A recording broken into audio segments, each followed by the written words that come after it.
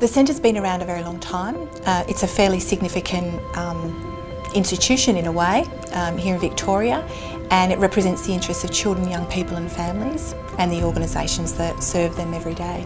Our job is to make sure there are services where they're needed and the type of service is tailored to that community, and we've been doing that and our organisations for over 100 years. Most children know what they want if you ask them, so really what I want is for children, young people and families to be listened to.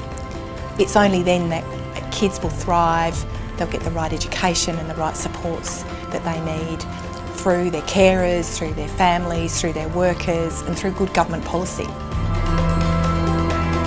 Our members have over 35,000 workers, probably the same in volunteers, and provide services to conservatively 500,000 children, young people and families each year.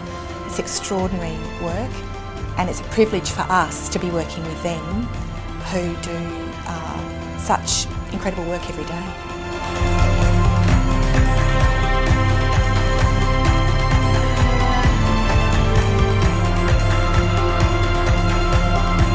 It's been incredible to be a part of making history, working alongside Aboriginal leaders to ensure that all Aboriginal children are cared for by Aboriginal community.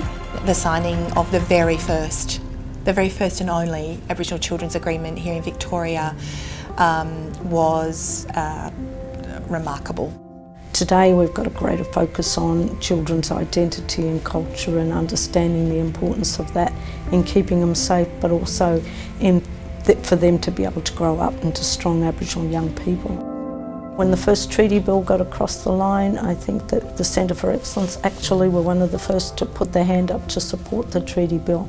And the treaty bill is about doing the right thing for Aboriginal people, recognising our status as First People, ensures that, across education, health and all of those areas, Aboriginal people experience the same outcomes as everyone else. I think there's greater acceptance that in order to bring about the best outcomes, we need to be able to work together.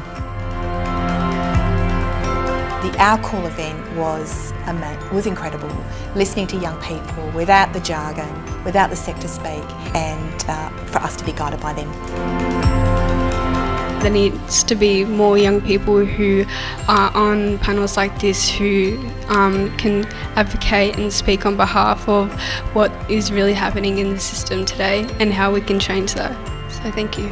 If you guys could give young people leaving the care system now one bit of advice, what would it be? Don't forget to stand up for yourself and never be afraid to voice your opinions.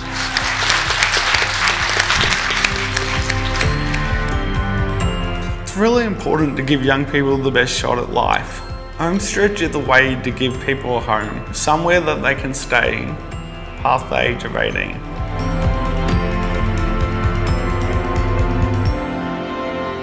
When you're in care, you have a leaving care plan. Mine didn't go according to the plan and it was very rushed at the end, which then left me feeling isolated, not knowing where I'm going to go, really fearing what the future was going to hold for me.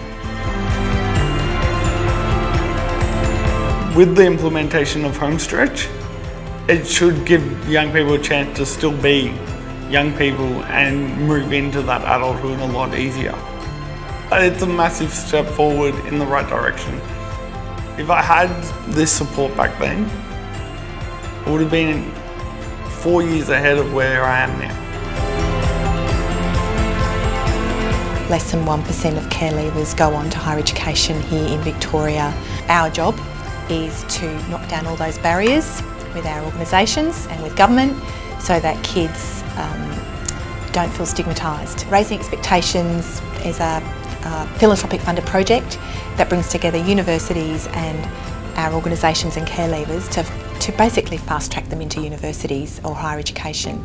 We're very proud of Raising Expectations. We started with 40 young people in university, and now this year Federation Uni and La Trobe Uni have over 200 young people enrolled and participating in university. We think it's a game changer and we're very proud of it. All kids, as I've said before, should be able to do the things they love, and if that means frocking up in a white dress and putting on a suit and going to a debutante ball which says to the world, I'm an adult and I'm going to go on and do great things with my life, they should. For some of these children, they've never been to the Melbourne Town Hall and have certainly not been to anything so grand. The deb meant a lot to me because I never got to do it in school. Sometimes the kids that have been in care won't get to do the deb because they get moved around a lot, so they don't really have a stable school where they get to do it, or their foster parents don't get enough money to be able to fund it. I got to dress up in a pretty dress and not jeans and a jumper all the time. Years ago it was becoming a woman for young girls, but yeah, these days it's just something special. The centre's come a long way in the last few years, but certainly in the last year.